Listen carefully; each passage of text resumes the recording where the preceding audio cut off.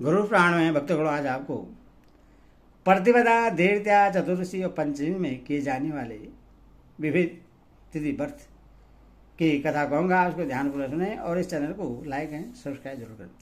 ब्रह्मा जी ने कहा, हे व्यास, अब मैं प्रतिपदादि तीर्थियों के व्रतों की विधियों का वर्णन करूँगा। अब उनका स्मरण करें। प्रतिपदा तिथि के एक विशेष व्रत का नाम सिखी व्रत है। इस व्रत को करने से व्रती वैश्वानर पद प्राप्त करता है। प्रतिपदा तिथि में एक भक्त व्रत करके दिन में एक बार भोजन करना चाहिए। व्रत की समाप्ति पर कपिला गौ का दान करें। चैत्र मास के प्रारंभ में विधि पूर्वक सुंदर गंध पुष्प माला आदि से ब्रह्मा की पूजा और हवन करने से सभी अभिष्ट फलों की प्राप्ति होती है। कार्तिक मास में शुक्ल पक्ष की अष्टमी तिथि को व्रती पुरुष और उनसे बनी हुई माला का दान करें। यह कर्म वर्ष पर्यंत चलना चाहिए। ऐसा करने से रूप की इच्छा करने वाले व्रती को रूप सौंदर्य की प्राप्ति हो जाती है। श्रावण मास के कृष्ण पक्ष की तृतीया तिथि में लक्ष्मी के साथ भगवान श्रीधर विष्णु को सुसज्जित शैया पर स्थापित कर उनकी पूजा करें और फल की भेंट चढ़ावें। इसके बाद उस शैयादि का दान ब्राह्मण को करके व्रती श्री धराय नमः श्रीये नमः यह प्रार्थना करें। इसी तृतीया तिथि को ओमासी और अग्नि की पूजा करनी चाहिए। व्रती इन सभी को हौष्यांत, नैवेद्य और दवनक श्वेत कमल का निवेदन करें। फागुनादि में तृतीया का व्रत करने वाले मनुष्य को नमक नहीं खाना चाहिए।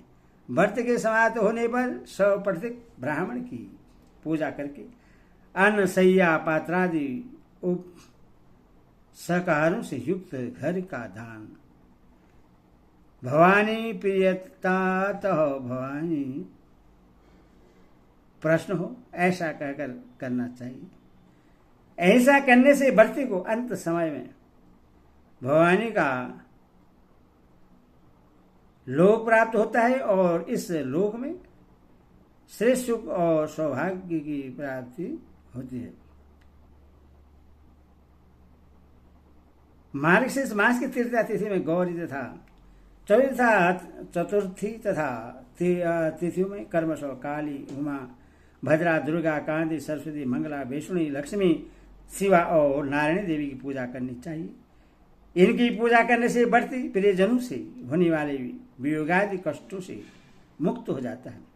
माघ मास के शुक्ल पक्ष में चतुर्थी को निराहार रहकर व्रत करते हुए व्रती ब्राह्मण को तिल का दान कर स्वयं तिल एवं जल का आहार करें। इस प्रकार प्रतिमास व्रत करते हुए 2 वर्ष बीतने पर इस व्रत को समाप्त कर देना चाहिए।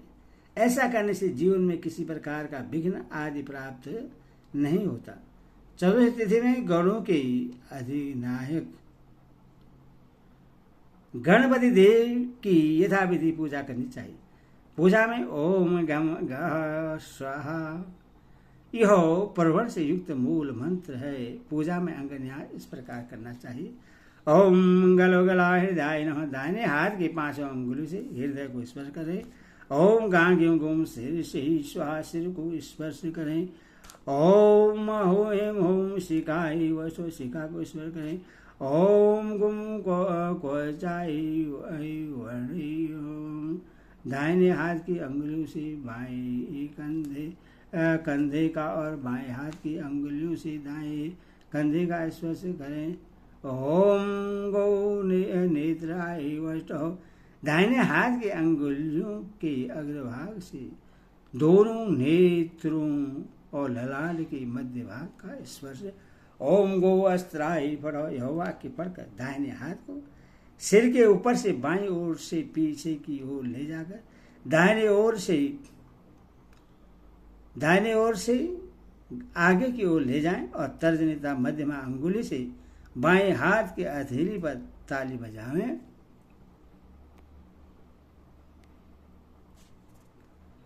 हवन आदि में निम्नांकित मंत्रों का प्रयोग करना चाहिए। हे गंधोलक, हे पुष्पोलक, हे धूपोलक, अर्थात हे गंध, पुष्प और धूप में तेज स्वरूप विद्यमान रहने वाले देव, आप इस रचित पूजा मंडल में स्थित दीपक में तेज प्रदान करने के लिए, महातेज देने के लिए, बलि और विसर्जन तक विद्यमान रहने के लिए यहाँ उपस्थित हों। आह्वान के पश्चात गायत्री मंत्र से अंगुष्ठादि का न्यास करना चाहिए। यह गायत्री मंत्र इस प्रकार है। ओम महागणाय वक्रतुंडाय धीमहि तन्नो दन्ति प्रचोदयात्। कन्यास के पश्चात इसी मंत्र से उनका ध्यान करके वर्ती को तिलांदी से उनकी पूजा करके आहुति देनी चाहिए। गणपति के साथ रहने वाले गणों की पूजा भी करनी चाहिए। वर्ती को ओम गणाय नमः, ओम गणपति नमः तथा ओम कुसुमांडकाय नमः इस प्रकार कहकर उनकी पूजा करनी चाहिए। इसके बाद स्वाहांत शब्द का प्रयोग कर इन्हीं मंत्रों से आहुति दें। इसी प्रकार अमोघ लक एक दंत, त्रिप्रांत रूप श्याम दंत, विकरालास आहवेश और पदम दृष्टा गणों को भी नमः और अंत में स्वाहा शब्द से यथा उपेक्षित नमन और आहुति प्रदान करनी चाहिए। उसके बाद वर्ती गणदेव के लिए मुद्रा प्रदर्शन, नृत्य, हस्तताल और हास्य भाव प्रदर्शित करे। ऐसा करने से उसे सौभाग्य फलों की प्राप्ति होती है। मार्गशीर्ष मास के शुक्ल पक्ष की चतुर्थी तिथि में गण की पूजा करनी चाहिए। वर्ष पर्यटन ऐसा करने से विद्या, लक्ष्मी, कीर्ति, आयु और संतान की प्राप्ति होती है। सोमवार चतुर्थी तिथि को उपवास रख व्रती को विधि विधान से गणपति देव की पूजा कर उनका जप, हवन और स्मरण करना चाहिए। इस व्रत को करने से उससे विद्या, स्वर्ग और मोक्ष प्राप्त होता है। शुक्ल पक्ष की चतुर्दशी खांड की लड्डू और मोदक से विघ्नेश्वर की पूजा करने पर व्रती को समस्त कामनाओं की सिद्धि तथा सौभाग्य प्राप्ति होती है। यदि दमनक, श्वेत कमल से इनकी पूजा होती है तो साधक को पुत्रादि दिक का फल प्राप्त होता है। इसीलिए इस चतुर्दशी का नाम दमना है।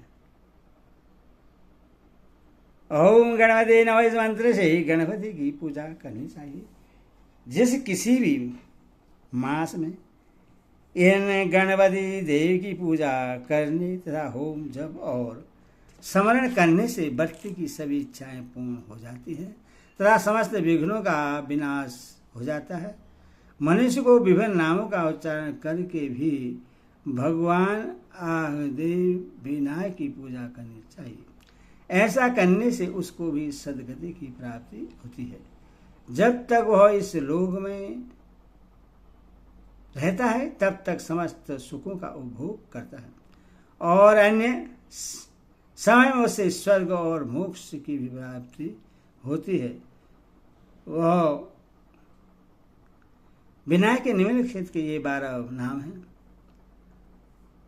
गणपूजो गण भक्तदंडो एक दृष्टो त्रिव्यकम नीलगिरो लंबोदरो विकटो विघ्नराजगहो धूम्रगणो भालचंद्रो दशमस्तो विनायको गणपतिः स्तमुखो द्वासारे जदे गणम गणपूज्य भक्तुंड एक दृष्टि त्रिव्यकम नीलगिरि लंबोदर विकट विघ्नराज धूम्रवण भालचंद्र विनायक और हस्तमुख इन 12 नामों से गणदेव की पूजा करनी चाहिए।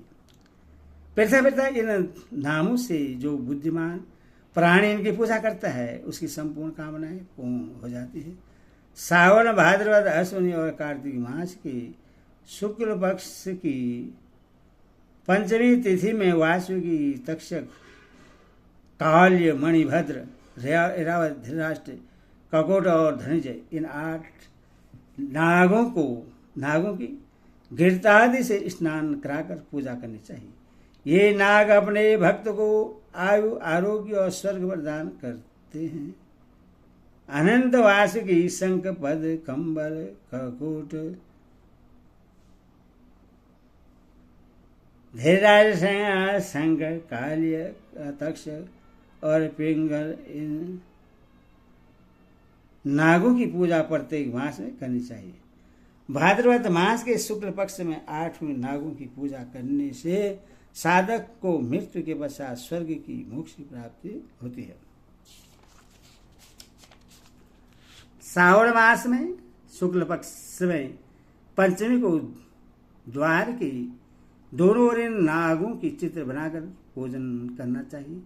इस दिन अनंत आदि महानागों की पूजा करके नैवेद्य में दूध तथा घी देना चाहिए। इससे सभी विष दोष दूर हो जाते हैं। नाग भय वरदान देने वाले होते हैं और यह पंचमी सर्वदृष्टि प्राणी को मुक्ति देने वाली होती है। इसीलिए दृष्टो द्वार पंचमी कहलाती है। हरि ओम तत्सत। हरि ओम।